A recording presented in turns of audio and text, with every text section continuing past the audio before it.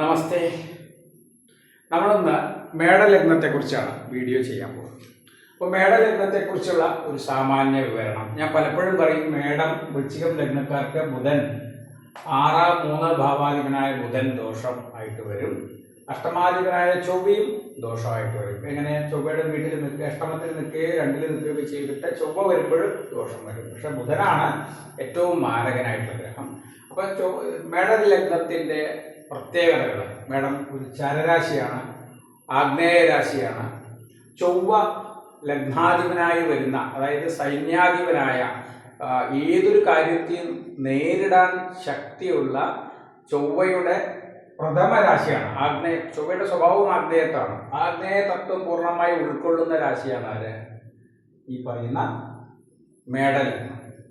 മേടലഗ്നത്തിന് അങ്ങനെ ഒരു പ്രത്യേകതയുണ്ട്. ഒരേ സമയം ഇത് ജലരാശിയാണ്, അല്ലേ? ചൊവ്വയുടെ മറ്റൊരു രാശി വൃശ്ചികം വന്നിട്ട് ജലരാശിയാണ്. അതേസമയം ഇത് ആഗ്നേയ രാശിയാണ്, അല്ലേ? ഇത് ജലരാശികൾ ഏതൊക്കെയാണ്? കർക്കിടകം, വൃശ്ചികം, മീനം ജലരാശിയാണ്. ഇത് മേടം, ചിങ്ങം, ധനു. ഇത് വന്നിട്ട് ആഗ്നേയ രാശികളാണ്. അപ്പൊ ആഗ്നേയ രാശിയിൽ പെടുന്ന മേടത്തെക്കുറിച്ചാണ് നമ്മളിന്ന്. മേടം, വൃശ്ചികം. മേടം പ്രധാനമായിട്ട് രണ്ടാണെങ്കിലും നമുക്ക് ഫലം വലിയ മാറ്റം വരില്ല.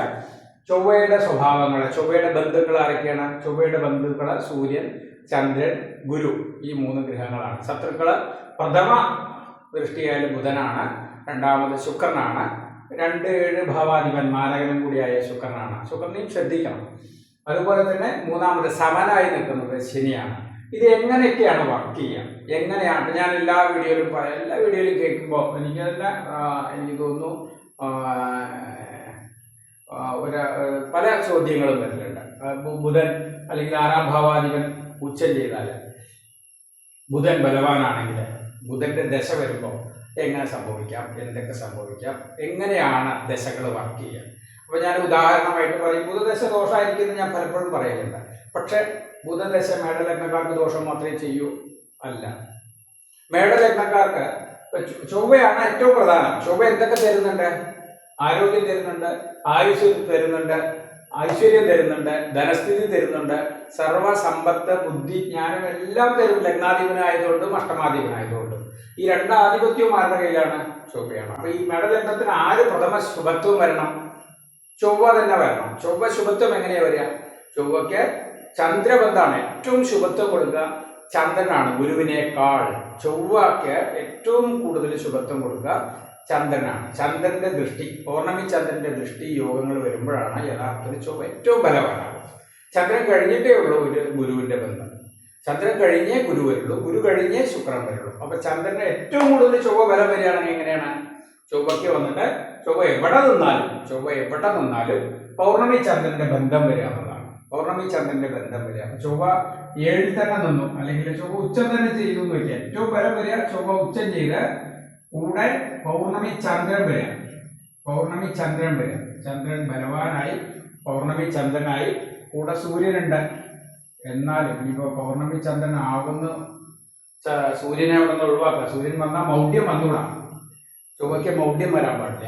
ഈ പാപഗ്രഹങ്ങൾക്ക് എപ്പോഴും മൗഢ്യം കുറച്ച് ദൂരെയാണെങ്കിലും ശുഭഗ്രഹങ്ങൾക്ക് അടുത്ത്, സൂര്യന്റെ വളരെ അടുത്ത് വരുമ്പോഴാണ് മൗഢ്യം വരുന്നത്. അടുത്ത് വരുന്നാലേ വരുള്ളൂ. പക്ഷെ പാപഗ്രഹങ്ങൾ കുറച്ച് ദൂരെ വരുമ്പോഴേ മൗഢ്യം വരും. അതുകൊണ്ട് ചൊവ്വയുടെ കൂടെ വളരെ പെട്ടെന്ന് രവി എഴുതുമ്പോൾ നമ്മൾ വളരെ ശ്രദ്ധിക്കണം. ഡിഗ്രി അത്രയും മാറിയിട്ടുണ്ടെങ്കിൽ മൗഢ്യം ഒഴിവാകുള്ളൂ. അപ്പോൾ നമുക്ക് എന്തില്ല, സൂര്യൻ വന്നിട്ട് പൗർണമിയിലേക്ക് പോകുന്ന ചതുർദശി അല്ലെങ്കിൽ ആ ഒരു രീതിയിൽ നിൽക്കുന്ന ചന്ദ്രനാണ്. അപ്പൊ ചന്ദ്ര അധിയോഗം വന്നാൽ, പൗർണമി ചന്ദ്രന്റെ ദൃഷ്ടി വന്നാൽ, 10-ൽ ദിഗ്ബലം ചെയ്തു നിന്നാൽ, ഗുരുവിന്റെ ദൃഷ്ടി വന്നു നിൽക്കുന്ന ഈ ഒരു ഗുരുവിന്റെ ദൃഷ്ടി, അതുപോലെ ശുക്രൻ വന്നിട്ട് യോഗം ചെയ്തു. ശുക്രൻ ബുധയോഗം. സൂര്യൻ ഇവിടെയാണെങ്കിൽ ബുധനും ശുക്രനും അടുത്ത് വരാം, അല്ലെ? ബുധനും ശുക്രനും അടുത്ത് വരാം. ഇങ്ങനെ ഒരു ജാതകം വന്നു കഴിഞ്ഞാല് ഇത് എന്തൊക്കെ ഗുണമുണ്ട്? ലഗ്നത്തിനെയും അതുപോലെ ലഗ്നാധിപന് അതീവ ബലം വരും. ലഗ്നത്തിന് ബലം വരില്ല, ലഗ്നത്തിലേക്ക് ഗുരുദൃഷ്ടി ഇല്ല, ചൊവ്വയുടെ ദൃഷ്ടി തന്നെ വരില്ല. എങ്ങനെയുള്ള ചൊവ്വയുടെ ദൃഷ്ടി വരിക? ഇതിൽ സ്ഥാനബലമുണ്ട് ചന്ദ്രന്, അതേപോലെ തന്നെ ദിഗ്ബലമുണ്ട്, അതുപോലെ തന്നെ പൗർണമിയാണ്. അപ്പൊ ഈ ചന്ദ്രന്റെ ഒരു ഒറ്റ അധികവും കൊണ്ട് ഇത്രയും ഗ്രഹങ്ങൾ അതീവ ശുഭത്വം വന്നു, പ്ലസ് ഗുരുദൃഷ്ടി. അപ്പൊ ഇങ്ങനെ ഒരു ജാതകം നമുക്ക് കിട്ടുകയാണെങ്കിൽ അതീവ ശുഭമായിരിക്കും. ഇവിടെ ബുധന്റെ ദശ വന്നു എന്ന് വയ്ക്കാം. ഇവിടെ ബുധന്റെ ദശ വന്നു, 10ൽ നിൽക്കുന്ന ബുധന്റെ ദശയാണ്. ബുധൻ എങ്ങനെയുണ്ട്? കന്യാണ് 6ാം ഭാവം, 6ാം ഭാവത്തിന്റെ 5ൽ നിന്നിട്ട് തന്നെയാണ് ദശ നടത്തുന്നത്. പക്ഷെ ഇയാൾക്ക് 12ാം ഭാവത്തിൽ എന്തുണ്ട്?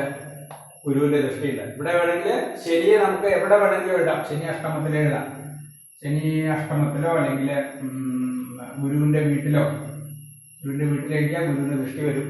ശനിയെ നമുക്ക് എവിടെ എഴുതാം? 3ൽ ബുധന്റെ വീട്ടിൽ ശനിയെ എഴുതി. ബുധന്റെ വീട്ടിലെ ശനി വരുമ്പോൾ ഒരു വീട്ടിലെ ശനിയും ഒരു വീട്ടിലെ ഗുരുവും വരും. അപ്പോൾ ഒരു ഉദാഹരണ ജാതകം പോലെയാണ് നമ്മൾ. അല്ലെങ്കിൽ ഗുരു ശനി ഇവിടെ തന്നെ വന്നു എന്ന് വെച്ചാൽ ഇവിടെ വന്നാലും നമുക്ക് 1981 ഈ ഒരു ഗ്രഹം നില വരും. ബുധന് വന്നിട്ട് ഈ ഒരു ദശ വരുമ്പോൾ, അതായത് ഈ മേടലഗ്നത്തിന് 10ാം ഭാവത്തിൽ ദിഗ്ബലം ചെയ്ത് നിൽക്കുന്ന ചന്ദ്ര അധിയോഗം ശുക്രദൃഷ്ടി ഗുരുദൃഷ്ടി വാങ്ങിച്ച് നിൽക്കുന്ന ബുധ കുജ യോഗത്തില് ഈ ബുധന്റെ ദശയിൽ ഇയാൾക്ക് യാതൊരുവിധ ദോഷവും വരില്ല. കാര്യം എന്താണ്? ബുധന് ശുഭത്വം വന്നു. ബുധന് പാപത്തില്ല, ബുധന് ശുഭത്വം വന്നു. ഇങ്ങനെ വേറൊരു ജാതകം എൻ്റെ മുന്നിൽ വന്ന മറ്റൊരു ജാതകമാണ്. ബുധൻ 6ൽ തന്നെയാണ്. അപ്പൊ 6 വന്നു കഴിഞ്ഞാൽ പറയും നമുക്ക് പാപത്വം. ഇവിടെ ആരുടെ കൂടെ? ശുക്രനുണ്ട്, സൂര്യൻ നീചനാണ്. ഇങ്ങനെ ഒരു ജാതകമാണ്. അത് സൂര്യൻ 5ലാണ്, സൂര്യൻ വന്നിട്ട് ചിങ്ങത്തില്. ഇങ്ങനെയൊരു ജാതകം വന്നു. ഈ ഒരു ജാതകത്തിന് ലോട്ടറി അടിച്ചു ബുധദശ വന്നപ്പോൾ. അന്ന് മറ്റേ പ്രൈവറ്റ് ലോട്ടറികൾ വർക്ക് ചെയ്യുന്ന സമയമാണ്. ഈ ഒരു ബുധദശയിൽ ഇയാൾക്ക് ലോട്ടറി അടിച്ചു. കാര്യം ആ ബുധദശയിൽ ചെറിയ ചെറിയ ബുദ്ധിമുട്ടുകൾ വരും. ചെറിയ ചെറിയ സ്കിന്ന് അല്ലെങ്കിൽ ഞരമ്പ് സംബന്ധമായ രോഗങ്ങൾ, സ്കിന്ന് സംബന്ധമായ രോഗങ്ങളൊക്കെ കൊടുക്കും. പക്ഷെ എന്നാലും ബുധശുക്ര യോഗം വന്നു കഴിഞ്ഞാൽ അത് കൊടുക്കില്ല. അവിടെ ബുധൻ ഉച്ചനാണ്, ശുക്ര ഗുരു ബന്ധം വരുന്നുണ്ട്. ഈ 6ാം ഭാവത്തിൽ നിന്നിട്ടുള്ള ഈ ഒരു ബുധന്റെ ദശയിൽ തന്നെ അയാൾ വിദേശം പോയി. അയാളിപ്പോൾ ഇന്ത്യയിലില്ല. അയാൾക്ക് വിദേശബന്ധം എങ്ങനെയാണ് വരുന്നത്? 12ാം ഭാവത്തിലേക്ക് ഗുരു ബുധ ശുക്ര ബന്ധം വരുന്നുണ്ട്. ഇയാള് ബുധദശയിൽ തന്നെ അയാൾക്ക് വിദേശം പോയി. അയാള് സുഖമായിട്ട് ഓസ്ട്രേലിയയോ മറ്റു രാജ്യത്തെവിടെയാണ് വളരെ സുഖമായിട്ട് ജീവിക്കാൻ പറ്റുന്നത്. ലോട്ടറി അടിച്ചു. അതായത് ബുധൻ വന്നിട്ട്, ഞാൻ ഈ പറയുമ്പോഴും ഇത് എല്ലാവർക്കും മനസ്സിലാകാൻ വേണ്ടിയാണ്. ഞാൻ ചില ആളുകളെ തെറ്റായി ധരിക്കുന്നുണ്ട്. ഈ ലഗ്നാധിപന് ബലം ഉണ്ടാവണം എന്നുള്ളത് പ്രധാനമാണ്. ഇവിടെ ലഗ്നാധിപൻ ഉച്ചനാണ്, ലഗ്നാധിപന് ഗുരുദൃഷ്ടിയുണ്ട്, ലഗ്നാധിപന് ചന്ദ്രയോഗമുണ്ട്. അങ്ങനെ ഒരു ജാതകത്തില് ബുധൻ 6ൽ ഉച്ചം ചെയ്ത് 6ാം ഭാവാധിപൻ ഉച്ചം ചെയ്ത് നിന്നാലും ഇവിടെ ഗുണം മാത്രമേ ചെയ്യുള്ളൂ. ഇയാൾക്ക് 6ാം ഭാവാധിപന്റെ ദശ വന്നപ്പോൾ, ബുധന്റെ ദശ വന്നപ്പോൾ ഉടൻ ലോട്ടറി അടിച്ചു എന്ന് മാത്രമല്ല, അയാൾ വിദേശത്ത് പോയി. നാട്ടിലേക്ക് വരാൻ പറ്റാത്ത, അതായത് നാട്ടിൽ വരാൻ താല്പര്യമില്ലാത്ത തരത്തിൽ അവിടെ സെറ്റിലായി. അതാണ് ഈ ജാതകത്തിന്റെ. ഇങ്ങനെ ഒരു ജാതകം എൻ്റെ മുന്നിൽ വന്ന ജാതകം, പരിചയമുള്ള ഒരാളിലൂടെ എനിക്ക് വന്ന ജാതകം. അപ്പൊ ഇങ്ങനെ ഒരു ജാതകം വന്നു കഴിഞ്ഞാൽ എന്ത് സംഭവിക്കും? അവിടെ നമ്മൾ ബുധന് ദോഷം പറയില്ല. എങ്ങനെ പറയില്ല? ഗുരുബന്ധം ശുക്രബന്ധം ഇത് രണ്ടും വന്നു കഴിഞ്ഞാൽ എന്ത് സംഭവിക്കില്ല? ദോഷം സംഭവിക്കില്ല. മാത്രമല്ല, ലഗ്നാധിപൻ എത്ര ദോഷം സംഭവിച്ചാലും ലഗ്നാധിപൻ ശുഭനാണെങ്കിൽ, ബലവാനാണെങ്കിൽ ഈ ദോഷത്തെ മറികടക്കാൻ ശക്തി ഉണ്ടാവും. നമ്മൾ ചില ആളുകളുണ്ട്, പ്രശ്നം വന്നു കഴിഞ്ഞാൽ അത് തലയുടെ മുകളിൽ എടുത്ത് വെക്കുന്ന തരത്തിലെ ആളുകളുണ്ട്.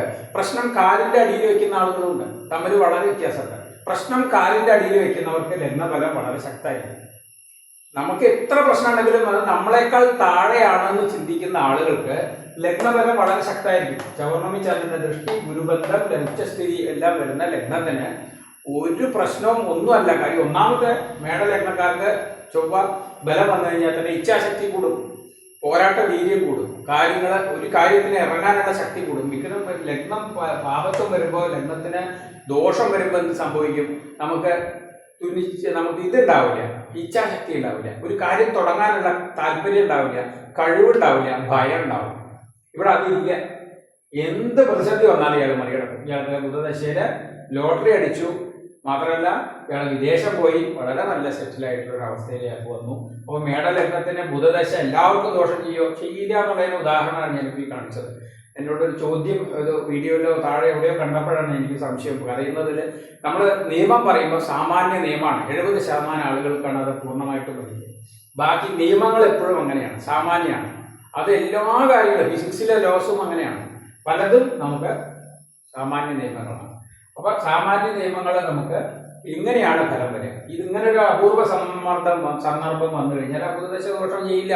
100% 6 ഉച്ച ചെയ്ത് ബുധൻ നിന്നാലും ലഗ്നാധിപൻ ബലവാനാണെങ്കിൽ, ഗുരു ശുക്ര ബന്ധം ബുധന് വന്നിട്ടുണ്ടെങ്കിൽ ഈ ബുധദശ ഇയാൾക്ക് ഗുണമേ ചെയ്യുള്ളൂ. എങ്ങനെ ദോഷം ചെയ്യാം? ഇവിടെയാണ് നമ്മൾ ശ്രദ്ധിക്കേണ്ടത്. ഈ ഗുരു ഇവിടെ ഉണ്ടാവില്ല, ഈ ശുക്രൻ ഇവിടെ ഉണ്ടാവില്ല. ബുധൻ ഉച്ചനാണ്, എന്നാലും ബുധൻ ഇവിടെ ഉച്ചനാണ്. ഇവിടെ ബുധൻ ഉച്ചം വന്നു കഴിഞ്ഞാൽ എന്ത് സംഭവിക്കില്ല? വലിയ ദോഷമൊന്നും വരില്ല. ബുധന് എന്ത് വരണം? ബുധന് പാപത്വം വരണം. അവിടെയും എന്ത് വരാൻ പാടില്ല? ലഗ്നാധിപന് ബലം വരാൻ പാടില്ല. ഇപ്പൊ ഈ ലഗ്നാധിപൻ 10ൽ നിന്നു, കൂടെ ശനി വന്നു എന്ന് വെച്ചാൽ ലഗ്നാധിപന്റെ ബലം പോയി. ഈ ഒരു സൂര്യന്റെ ദൃഷ്ടി വന്നു, അല്ലെങ്കിൽ സൂര്യന്റെ ദൃഷ്ടി പറ്റില്ല, സൂര്യൻ വന്നു കൂടെ വന്നു. 10 ദിഗ്ബലാണെങ്കിലും സൂര്യൻ മൗഢ്യം കൊടുത്തു. അപ്പൊ 2 മൗഢ്യം വന്നു, ഉച്ചം വന്നെങ്കിലും ശനിബന്ധം വന്നു.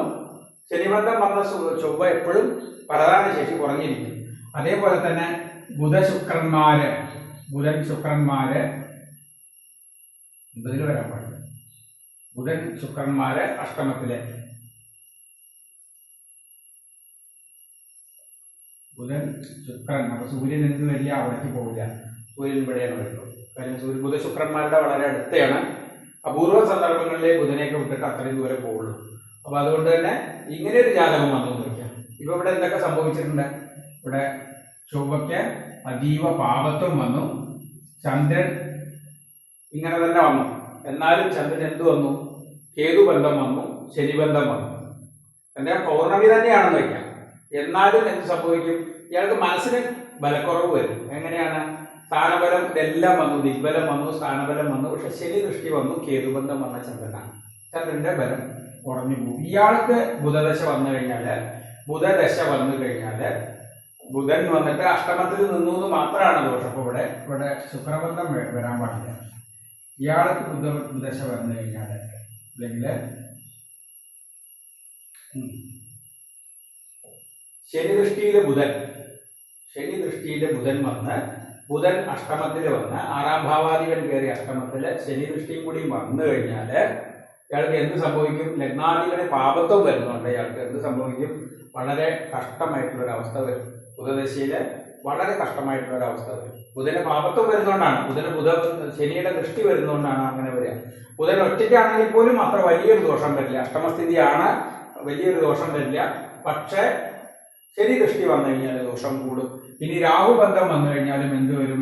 രാഹുബന്ധം ബുധന് വരുമ്പോൾ ശനി ദൃഷ്ടിയും രാഹുബന്ധവും എത്ര തന്നെ പാപത്വം വരുന്നോ അതിനനുസരിച്ചാണ് എന്ത് വരിക? ദോഷം വരിക. അപ്പൊ അമാവാസി ചന്ദ്രൻ വന്നു എന്ന് വയ്ക്കാം. അമാവാസി ചന്ദ്രൻ വന്നു, രാഹു വന്നു, അതുപോലെ തന്നെ ബുധന് ശനി ദൃഷ്ടിയും കൂടി വന്നു. ഇങ്ങനെ ഒരു ബുധൻ എന്താക്കും? ഇയാളില്ലാതെ അഷ്ടമത്തിൽ നിന്നിട്ടാണ്.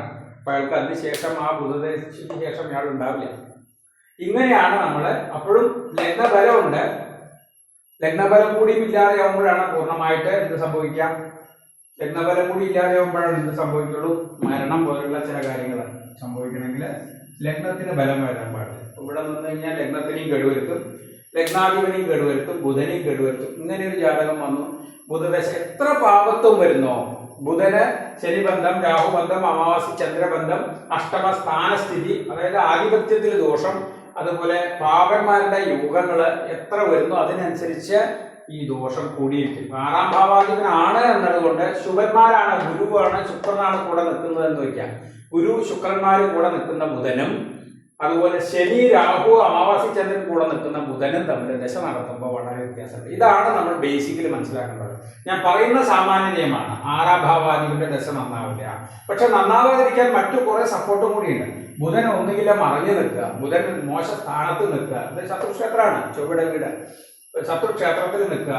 ശനി യോഗ ചെയ്യുക, അത് വീണ്ടും ദോഷം കൂടി. രാഹു ബന്ധം വരിക, വീണ്ടും ദോഷം കൂടി.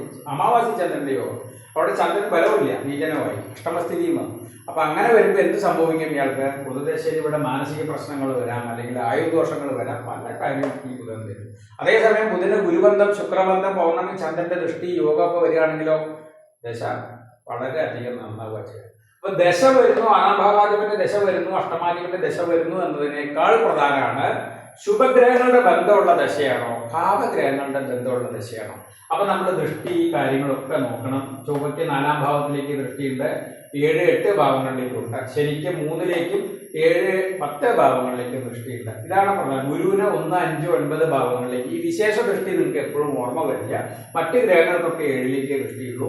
ഈ വിശേഷ ദൃഷ്ടിയും കൂടി ശ്രദ്ധിച്ചിട്ട് ജാതകത്തെ ഫലപ്രദമായിട്ട് കൈകാര്യം ചെയ്യാം. വൃശ്ചിക ലഗ്നാണെങ്കിലും മേട ലഗ്നാണെങ്കിലും ബുധൻ ദോഷം തരുമെങ്കിലും എങ്ങനെയുള്ള ബുധനെ ദോഷം തരുള്ളൂ? പാപത്വം വരുമ്പോഴാണ് ദോഷം നമുക്ക് ശരിയായ രീതിയിൽ കാണാൻ പറ്റുക. പാപത്വം കൂടുന്നതിനനുസരിച്ചാണ്, അതും ലഗ്നാധിപന് ബലം പോകണം. ലഗ്നാധിപൻ ബലവാനായി ഗുരുദൃഷ്ടി ചന്ദ്രയോഗം കാര്യങ്ങളൊക്കെ വന്ന് നിൽക്കുകയാണെങ്കിൽ ബുധൻ എത്ര പാപനാണെങ്കിലും അതിനെ മറികടക്കുന്ന തരത്തിൽ ശക്തിയുള്ള ഒരു ജാതകം.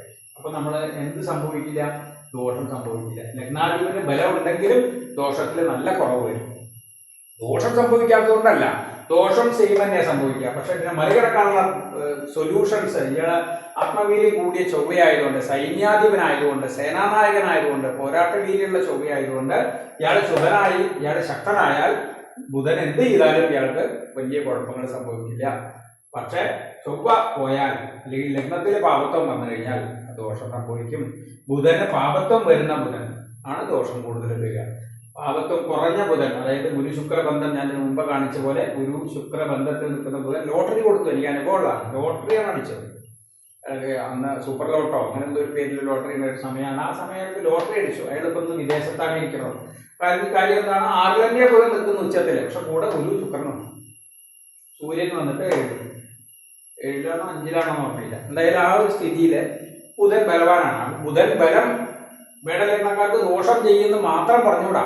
അത് സാമാന്യ ബലമാണ്. സാധാരണ ഗതിയിൽ ബുധന് പാപത്വം ഉണ്ടാകും. ബുധൻ സൂര്യബന്ധത്തിലോ അല്ലെങ്കിൽ രാഹു കേതു അല്ലെങ്കിൽ ശനി അല്ലെങ്കിൽ അമാവാസി ചന്ദ്രൻ ഇങ്ങനെ നിൽക്കുമ്പോഴാണ് ഇത് സംഭവിക്കുക, ദോഷം വരും. എല്ലാ ഗ്രഹങ്ങളും അങ്ങനെയാണ്. പാപത്വമാണ് കൂടുതൽ. അതായത് പാപഗ്രഹങ്ങളുമായിട്ട് യോഗം വരുന്ന ഗ്രഹങ്ങൾക്കാണ് ദോഷം കൂടുക. ശുഭഗ്രഹങ്ങളുമായിട്ട് യോഗം വരുന്ന ഗ്രഹങ്ങൾക്ക് ദോഷം കുറവായിരിക്കും. ലഗ്നാധിപൻ വളരെ പ്രധാനമാണ്. ദശ വളരെ പ്രധാനമാണ്. ഏത് ദശ വരുന്നു എന്നുള്ളത് വളരെ പ്രധാനമാണ്. ഇതാണ് മേടലഗ്നത്തെ കുറിച്ച് പൊതു. അപ്പൊ ഞാൻ പറഞ്ഞ കാര്യങ്ങള്, മേടത്തിന് ആരൊക്കെയാണ് ശുഭന്മാര്? ഇത് നിങ്ങൾ രത്നധാരണം, ചില ആളുകളൊക്കെ പറയും രത്നം ധരിക്കാൻ പറ്റൂ. ഈ ശുക്രന്റെ രത്നം ധരിക്കാൻ പറ്റില്ല, ബുധന്റെ പറ്റില്ല, ശനിയുടെ പറ്റില്ല. ആകെ പറ്റുള്ളത് എന്താണ്? സൂര്യന്റെ 5-ാം ഭാവാധിപന്റെ പറ്റും, ലഗ്നാധിപന്റെ പറ്റും, ഗുരുവിന്റെ പറ്റും. ഇപ്പൊ രത്നധാരണം ചെയ്യുമ്പോൾ അങ്ങനെയൊക്കെയാണ്. അത് രത്നധാരണത്തെ ഞാൻ സപ്പോർട്ട് ചെയ്യല്ല. പക്ഷെ ചെയ്യുമ്പോൾ എപ്പോഴും 1, 5, 9 ഭാവാധിപന്മാരുടെ രത്നങ്ങളും അതുപോലെ അവരെയാണ് പ്രീതിപ്പെടുത്തേണ്ടത്. അവരെയാണ് നമ്മൾ അതും ഒരു അഷ്ടമത്തിൽ കയറി നിൽക്കുന്ന ഗ്രഹത്തിന് എടുക്കരുത്. അത് 1, 5, 9 ഭാവാധിപന്മാർ ശുഭമായിട്ടാണ് നിൽക്കണം എന്ന് വെക്കുക. അങ്ങനെയാണെങ്കിൽ നമ്മൾ എടുക്കാവുള്ളൂ. ഇപ്പൊ ഗുരു ആണെങ്കിൽ പോലും ഗുരു വന്ന് 3-ൽ നിന്ന് 9-ലേക്ക് നോക്കുക, അല്ലെങ്കിൽ 9-ൽ നിൽക്കുക, 5-ൽ നിൽക്കുക, അങ്ങനെയൊക്കെ വരുന്ന അവസ്ഥകളിലാണ് ഇത് നമുക്ക് ത്രികോണങ്ങളിൽ ശുഭത്വം തരും. ഒരു ത്രികോണത്തിൽ ബലം ആനാണ്. ശുഭഗ്രഹങ്ങൾക്ക് എപ്പോഴും ത്രികോണത്തിൽ ബലം കൂടുതലുണ്ട്. അപ്പൊ അത് തരും. അങ്ങനെയാണ് നമ്മൾ ശ്രദ്ധിക്കേണ്ടത്. അപ്പോൾ മേടലഗ്നത്തെ കുറിച്ചുള്ള ഒരു സാമാന്യ പോരാട്ട വീര്യം കൂടിയ ആഗ്നേയമായ ഇവരുടെ സ്വഭാവം എന്തായിരിക്കും? ഇവർക്ക് മെഡിസിൻ എടുക്കാൻ പറ്റും, അതുപോലെ റിയൽ എസ്റ്റേറ്റ് പോലുള്ള ബിസിനസ്സുകൾ ചെയ്യാൻ പറ്റും. ആഗ്നേയത്വം കുറയണം, അതായത് ചൊവ്വയ്ക്ക് ചന്ദ്രബന്ധം വരണം അല്ലെങ്കിൽ ഗുരുബന്ധം വരണം. അങ്ങനെയാണെങ്കിൽ എന്ത് പറ്റും? ഇതൊക്കെ വിജയിക്കും. റിയൽ എസ്റ്റേറ്റിൽ വിജയിക്കും, അതുപോലെ കെട്ടിട നിർമ്മാണം, മെഡിസിൻ, യൂണിഫോം ജോബുകൾ, IAS, IPS. വെറുതെ മേടലഗ്നം വന്നാൽ തന്നെ അവർക്ക് ആ ഒരു ടെൻഡൻസി ഉണ്ടാവും. യൂണിഫോം ജോബ് ധരിക്കണം, അല്ലെങ്കിൽ മെഡിസിന് പോകണം, അല്ലെങ്കിൽ റിയൽ എസ്റ്റേറ്റ് ചെയ്യണം, അല്ലെങ്കിൽ കെമിക്കൽ സംബന്ധമായ കാര്യങ്ങൾ. ഇങ്ങനെ ചൊവ്വയുമായി ബന്ധപ്പെട്ട ജോലികളോട് താല്പര്യം എന്ത് കാണിക്കും? 10-ാം ഭാവം മാത്രമല്ല എന്നതാണ് ലഗ്നത്തിന്റെ ഒരു സ്വഭാവം. എപ്പോഴും ജനറ്റിക്കലായിട്ട് തന്നെ നമുക്കുണ്ടാവും. അപ്പൊ ഏത് ലഗ്നം എന്നത് വളരെ ഇമ്പോർട്ടൻ്റ് തന്നെയാണ്. ലഗ്നാധിപന്റെ ശുഭത്വം, ലഗ്നത്തിന്റെ ശുഭത്വം ഇമ്പോർട്ടൻ്റ് ആണ്. ദശ നടത്തുന്ന ഗ്രഹത്തിന് ശുഭഗ്രഹ ബന്ധം ഉണ്ടെങ്കിൽ അത് നന്നായിരിക്കും. അത് 6-ാം ഭാവാധിപന്റെ ദശയാണെങ്കിൽ പോലും ശുഭഗ്രഹ ബന്ധമുള്ള ദശയാണെങ്കിൽ വലിയ ദോഷം ചെയ്യില്ല. ലഗ്നാധിപനും ബലം കൂടി ഉണ്ടെങ്കിൽ. അപ്പോൾ ഇത്രയും കാര്യങ്ങളാണ് ഞാൻ ഒന്ന് സൂചിപ്പിക്കാമെന്ന് വിചാരിച്ചത്. പറഞ്ഞു പോകുമ്പോൾ കുറേ ഉണ്ടാവും. എന്തായാലും നമുക്ക് അടുത്ത വീഡിയോയിൽ കാണാം. നന്ദി.